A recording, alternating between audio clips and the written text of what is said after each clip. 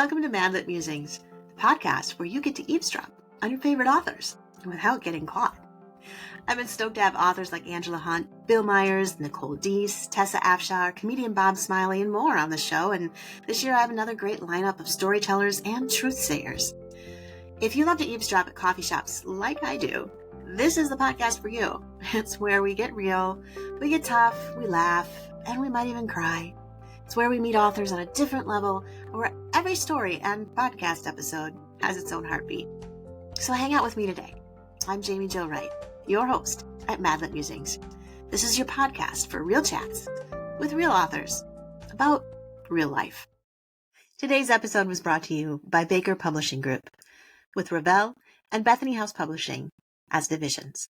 We're super excited to be sponsored by Baker Publishing Group and to bring you their fabulous authors and their fabulous lineup for 2025. Be sure to check them out at bakerpublishinggroup.com and also check out their online bookstore at bakerbookhouse.com. Hey everyone, this is Jamie with Madlit Musings. I'm already giggling because I have Amy Lynn Green. That'll get edited out. No, it won't, because I'm too lazy. I'm just going to keep going. We have Amy Lynn Green with us today, Amy.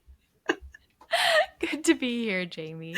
I was telling Amy before we got on that I have a cold, and I was hoping that I could, communicate clearly, and I'm already I can't even get the word green, because that's a really hard name to say. Yeah, I do usually joke that it's one of the easier ones to remember and spell, but it is. Well, no judgment. No judgment. That's all right. Well, I'm glad you're here today because you have a really cool book that's coming out. Or is it out? Did it just release? It comes out in June. That's what I thought. Okay. I was right on that. Right for one thing today. Yep. But it's called The Codebreaker's Daughter. Mm-hmm. And so I'm just going to dive right in and do the question every author loves. What's your book about? Yeah, so The Codebreaker's Daughter is the first book that I've written that has two timelines. So I know, Jamie, that's old stuff to you because you're very used to it. But it was new and challenging for me. Half of it takes place in World War I, following a group of codebreakers. And the mother, who worked in codebreaking in World War I, has a daughter in the World War II timeline who works for the Office of Strategic Services, who provided support and resources for saboteurs and spies during World War II. So lots of intrigue, lots of secrets, lots of fun going back and forth between those two timelines, and a new one for me to explore in World War I. I was going to say World War I is new for you because most of your books are set in World War II, right? Yep. That's cool. I think it's kind of interesting, too, because I feel like as Americans, anyway, we focus more on World War II than we do World War I. Why do you think that is? Have you figured that out? Well, we weren't in World War I as much. Okay. We weren't in it as long. And I also think, World War I is just a very sad and depressing war where people weren't exactly sure why they were fighting, and it was a slog and the first trench warfare. And there are lots of I've read really great books set in World War I, and there are really interesting angles of history to take from that. But it's just not. It wasn't as big in scope as World War II, and it wasn't like the clear moral stakes that you have in World War II are way different. So that's what I think. Clear moral stakes. That's a key phrase because it wasn't the murky war. Like I even look at the Vietnam War that my dad was a part of, and how murky that was, and you're kind of like, what are we doing here? Are we being effective? Versus World War II, it's like heroes and villains. Yeah. I was just reading a graphic novel about the friendship between C.S. Lewis and J.R.R. Tolkien, and they both fought in World War I, and there was a section about like what their experience was. And boy, rough. Really, really hard to read at times. So I bet. Now, what were some of, like, 'cause if you're doing two timelines, you obviously had to research both wars. What were some of the biggest differences that you noticed between, like, because what are we talking, like 40 years? No, not even 40 years between the two wars. Yeah. Right? Yep. But yet they seem dramatically like they're in two completely different things. So what did you find was the most dramatically different? I thought what was interesting about World War I is that the United States had no idea what it was doing going into a world war. Like the interesting thing about the code breaking in World War I is America entered the war kind of unexpectedly. Like it was after there was a telegram that said that there were people attacking American interests. They were like, all right, we're going to go to war now. But that hadn't been the plan. And so nobody was ready. And so they were like, who do we have to break all of these international codes that we're now going to be using? And they searched the country. Nobody knew anything about code breaking. So they're like, hey, here's this group of people who have been looking for codes in Shakespeare to prove that Shakespeare didn't write Shakespeare. They know things about codes and ciphers because they've been studying this. Let's give them all of our branches of military codes. And this is all we've got. Just legitimately what happened. No, like if anybody's just listening to this podcast, my mouth has been hanging open for the last I apologize for that. But really? Yeah. So this millionaire named George Fabian on his estate had a group of Shakespeare scholars looking at original folios of Shakespeare and finding patterns that they said formed this secret message. And so they were really into bilateral ciphers. And hardly anybody else in the country knew anything about codes and ciphers. And so he said, hey, I've got these people, send us your codes. And they did. And they basically had to figure it out on the fly. Oh, my goodness. Yeah. So eventually the U.S. got their act together and the Army and the Navy developed their own code breaking sections. But mostly it was just these little English majors on a millionaire's estate in Chicago area. Being trusted with the world's secrets. Yeah. Mm-hmm. Huh. Okay. Yeah. Good thing there wasn't social media back then. Honestly, though. So it was really fun. I got to include Elizabeth and William Friedman were two of the code breakers then, and I got to include them as characters in both the World War I and World War II storyline. Oh, that's cool. Yeah, it was really fun. That is really cool. So code breaking, obviously it changed dramatically because you have it just starting in World War I and then World War II. There were, all kinds of people doing it. But it's interesting because so often when I see about code breaking, it's coming from a feminine perspective. So why is that? I think because there were a lot of women who worked behind the scenes during wars. Okay. So the men were enlisting and the women were trying to contribute to the war effort. And a lot of them had the skills that you needed for code breaking. Okay. In this case, you had to be very detail oriented. You had to be able to find patterns. But even though a lot of British code breakers were women, and in America, that wasn't the case until in World War II, at least. Okay. There were some, but it was a really hard field to break into. So in World War I, there was a group of women because they were these Shakespeare scholars. There were also men who were involved too. Okay. But once the military got control of it, it was mostly a male-dominated industry by that point, and you had to work really hard to break in as a woman. But yeah, and even William and Elizabeth Friedman, both really brilliant code breakers who worked 30, 40 years in the business. William was the only one who was well known. And it's just now that Elizabeth is kind of getting her due. And people are writing and talking more about her accomplishments too. That's crazy. Oh my gosh. It's cool from one standpoint. It's kind of sad from another standpoint because you wonder how many people could have been really helpful that were passed over because of their gender. I'll tell you, not me. In researching code breaking, I was like, this is all kinds of the kind of reasoning skills that I don't have. Very analytical, very intuitive, but also you gotta focus. You gotta do a lot of stuff that I'm very bad at.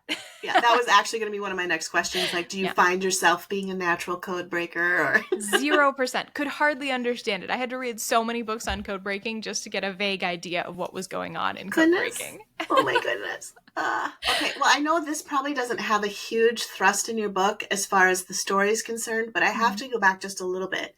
Yeah. Did they ever prove that Shakespeare had hidden codes? This is such a great, so no. Okay. Elizabeth and William became after a year on the project, Elizabeth was the one working on it. Okay. She was like, this is crazy. We're making this up. There's no way, we're seeing what we want to see in this cipher and making it say, they thought Francis Bacon wrote Shakespeare basically. But the millionaire was like, nope, I'm the one paying for this. You keep going. And World War I kind of rescued her this project. And then the two of them ended up writing the like definitive thesis on why Shakespeare actually wrote Shakespeare. So, yeah. You know, it wasn't until recently that I actually heard the conspiracy theory that Shakespeare didn't write Shakespeare, it's or pretty that wild. It was written by multiple authors or things like that. And I was like, what?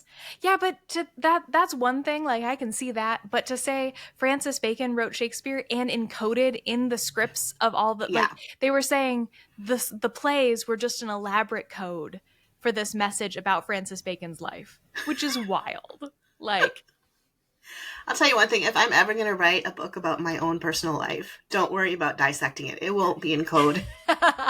Good. I have nothing that important to hide that I need to somehow put it in code to make it interesting. And that's a lot of work. That's way too much work. It is. Oh my gosh. Okay. All right. So back to your story. I just had to ask about that because I'm like... I'm glad you did because, Yeah. It needs to be answered. We need to answer that definitively here. The podcast today, Amy Lynn Green confirms Shakespeare was not written in code. Okay. Yeah. Good. Done. Well, now that we have that settled, let's move back to your book. So when you were writing World War II and World War I, you have the dichotomy of a mother in the First War and then the daughter in the Second. So explore that relationship. Tell us how that grew and melded and continued in the story. Yeah, I knew I wanted to write a mother-daughter novel when I was picking split time options. And obviously not based on my life because my daughters are 1 and 3. And this is more a mother releasing her daughter into her own life and career and what struggles that involves. But yeah, I picked 2 very different personalities, 2 very different communication styles. Okay. The 2 of them have some things to work on, and they get a chance to do that in a very high pressure environment in this story. So I really had fun with both of them. I don't know that I could choose a favorite between them because they're just so different, and both were really fun to write.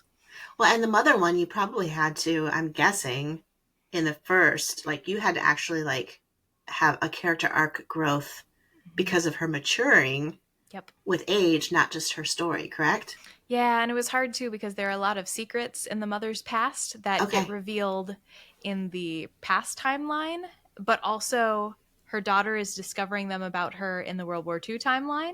So it was hard to keep track of all of the moving pieces. Like, wait, have I already revealed this? Like, what do people know at this point? Right. And what do they not know? Right.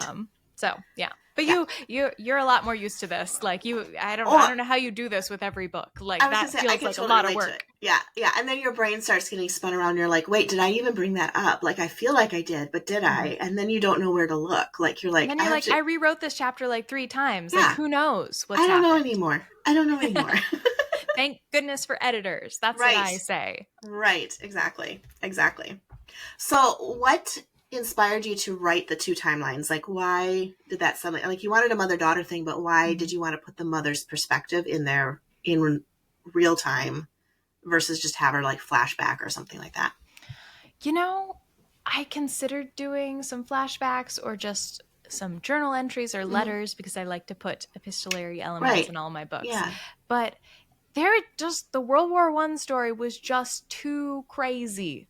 And too interesting. Like the state that they worked on, like this millionaire was just had like this laboratory full of deformed spines that he like toured people through called the Chamber of Horrors, and also experimented with concrete statues and had a swimming pool that looked like a Greek bath and like or Greek and Roman like temple and had monkeys wandering around in diapers. And it was too crazy just to put in letters and diaries. People wouldn't believe it. And so I needed to have actual scenes there so I could describe this place and what was going on there. And so I do need to clarify. Yes. This was a real place. This was a real place. What you just said is not something you fictionalized for the story. The whole World War I timeline is basically everything that actually happens with like one character that isn't a real historical person. So. Wow. Yeah.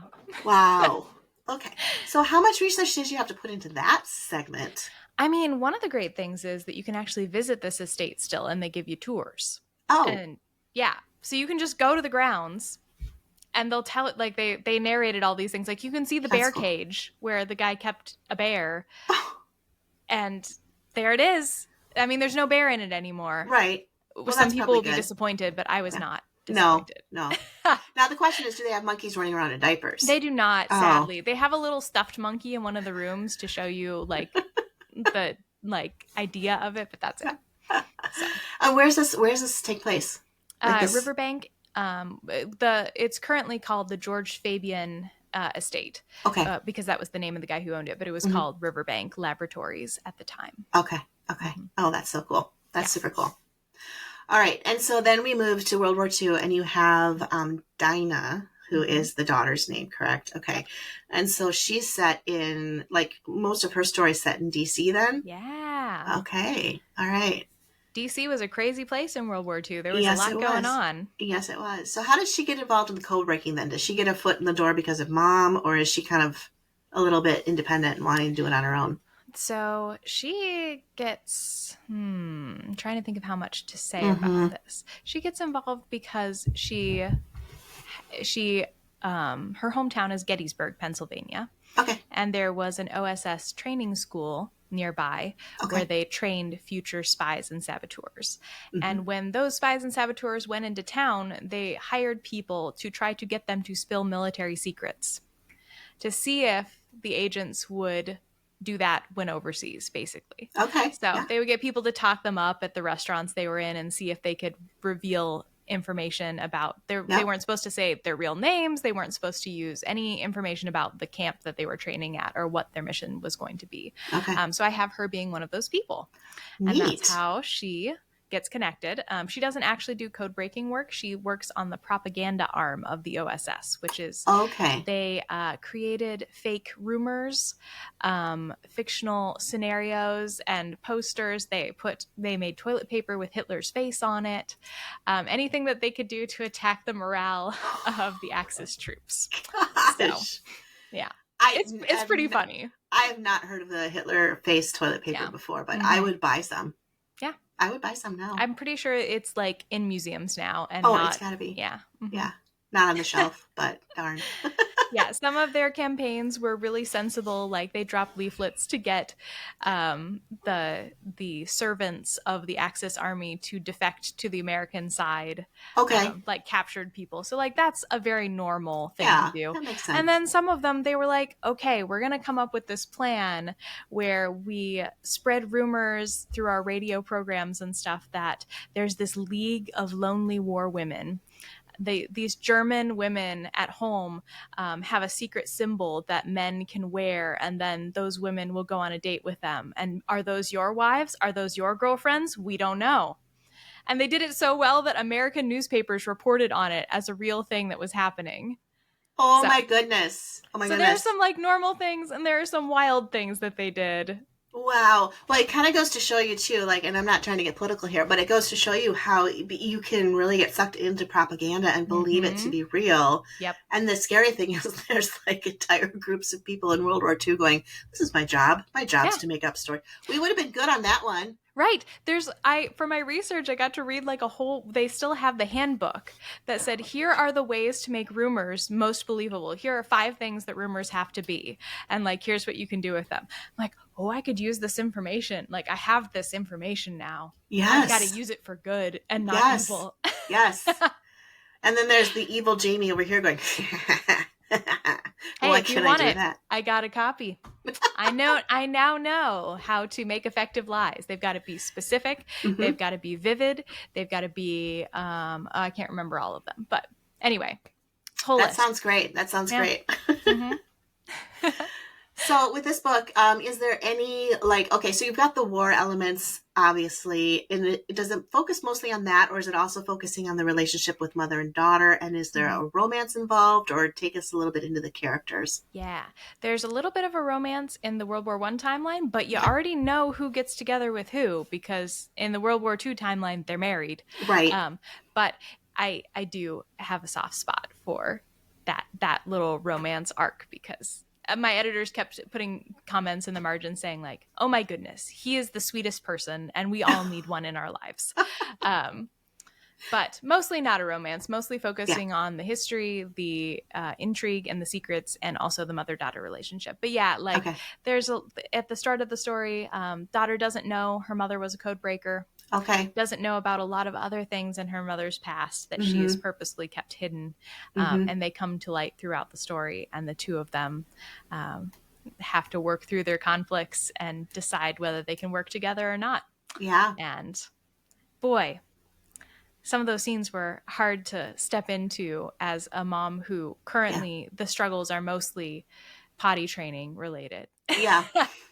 And so it's a very different world. Yes. Yeah, I'm a few years ahead of you. I've got a teenage daughter, and it's an interesting world. We'll just leave it there. And I feel like my mom and I didn't really have much conflict, which is great. Yeah. But didn't draw on that relationship to write. That's a good clarification. Amy's mom, if you're listening, this is not a memoir. I do sometimes think that when I have like a mother-in-law character or like a father figure who's just terrible. Right. Like, I promise this isn't my real life. Yes, I know. I was noticing that the other day in so many books, including my own. And I mentioned it to someone who is another writer, and I said, can you write a really good book without dysfunctional parents or family? Because it seems like every story, like that's one of the reasons the hero or heroine is the way they are, because of some sort of dysfunction. I did. The first book I wrote, Things We Didn't Say, has a heroine with 2 healthy parents. And I dedicated that one to my parents because I was like, this might be my last chance. Like, I'm pretty sure that's the only one where my main character has 2 healthy parents. So I took that chance. I grabbed it. And you used it for book 1. That was really smart. You set the foundation. So anything to follow, you're good. You're good. Not based on any resemblance to real people, dead or alive. I know, right? Purely coincidental. Right, exactly. You look at that little fine print in the beginning of the book. When I first started writing, I would get really hung up on that fine print. I'd be like, but can I, like, if I want to put pieces of someone in there, does that fit within that clause? And my brain was so into the legals that I was finally like, just forget it. Just write your story. Yes, good. We were at I was at a library talk with Tracy Peterson once, and somebody asked if she based any characters on people she knew, and she said not usually, other than like what you said, using pieces of different personalities. Right. She said, but one time there was this guy dating my daughter, and he dumped her, and I hated him, and so I put his name as the character and killed him. And she said it so sweetly, and everybody just died laughing, and I still remember that. So, that's hilarious. You gotta love Tracy Peterson, because you don't expect things like that to come from her. I mean, she's a mama, though, so. She is. Oh, and she's a mama bear. Uh-huh. Uh-huh. I love Tracy. Yeah. I adore her. Me too. That's really funny, though. Yeah, and, they have those t-shirts like, be careful, you may end up as a character in my book. Yeah. That's not alive. I feel like you kill more people than I do in your book, so that might be more of a threat. I don't know. You're right about war, though. That's true. I mean, I just don't. I don't personally kill a lot of people, though, Jamie. Like, those are the Nazis, not me. Well, it's the villains in my book. It's not me either. I mean, no, I know. I'm just giving you a hard time. I just want to go on the record for anyone listening right now that Amy Lynn Green and Jaime Jo Wright have never unalived a real human being in our lives. I don't even think I killed an animal larger than a squirrel, so. I think I'm with you on that. I mean, I've gone bow hunting, but I just usually get distracted going, oh, it's such a pretty deer. Live, be free. I love that. That's great. Oh. Yeah, my husband yesterday, we had some deer in our yard, and I was like, Nate, there's a buck in our yard, and you could see the little nubs of his antlers starting to grow. And Nate's like, ooh, what size is he, and all this kind of stuff. And I'm going, run, you're only safe for a few more months. Yeah, my dad was a deer hunter, so, I mean, still is, but yeah, I get that. Yeah, it's the Midwestern thing, and you got the wives. I love a good venison burger, but at the same time, Bambi has still influenced my subconscious, so. Yeah, my mom we went and saw like a Bambi in the theater when I was really little, and she had to leave within the first scene because I was crying so hard. Oh, because because it got killed. And I was just like, my mom was like, this was not a movie to take you to. It was not a child's movie. It sounded so harmless. I know. That's really good. Anyway, back to your book. See, rabbit trails. I love a good rabbit trail. I'm the worst at them, so excellent. I'm not going to be the one to bring you back on track. It's going to have to be you. True. Well, I'll try and bring you back on track because a word just popped out off the screen here on your book. Impending D-Day invasion. Mm-hmm. So we've got some D-Day vibes going on here. Yeah, there's stuff. Everybody kind of knew the U.S. was going to invade France. And they just didn't know when and where. Okay. Because that was just the next logical thing to do. Yeah. But the when and where is pretty important. It's a pretty big secret. And there were a number of scares of this information potentially being revealed. And each character is wrapped up in one of those. So see what happens. Cool. Will D-Day happen? Read the book to find out. Just kidding. Like, you know that D-Day happens, but... Well, unless all of that's a conspiracy theory. Oh, that would be a lot of work. Yeah, it would be really hard. There's too many amazing veterans that have come out of D-Day to even joke about that for any longer than I already did, because they are some pretty amazing heroes from that story. Mm-hmm. It's hard to imagine, though, how D-Day would have been different had it been intercepted and they'd known, because it was already a massacre on so many levels. Yeah. I wish I could talk about one of the but it's a little too late in the story to give away much. But there is a really interesting historical close call on D-Day that is in the book that I could not believe when I read it. There are a lot of times when I'm looking at history and I'm like, but really? This is a real thing that happened? And I get to put it in books. I know, isn't that great? Or sometimes I can't because it's too crazy. I was just going to say, do you ever have your editors go back like, I think this is taking a little too far? And you're like, but it's historical. And they're like, oh, well, it doesn't seem possible. I usually like footnote it. I'm like, this is real. I promise. Yeah. I love that. I love that. Well, the book is called The Codebreaker's Daughter. It comes out in June. For readers who want to, because you've got a backlist of really good books too. So readers who want to explore that, get to know you, follow your journey as The Codebreaker's Daughter releases, what's the best way to do all of that? Yeah, I am on Facebook. I'm on Instagram, and usually sharing things about writing life, sometimes just normal life, also recommending a lot of good books that I'm reading, which are mostly audiobooks these days because of aforementioned baby and toddler. Mm-hmm. We love audiobooks. They're great. Audiobooks are the best. Yes. Yeah.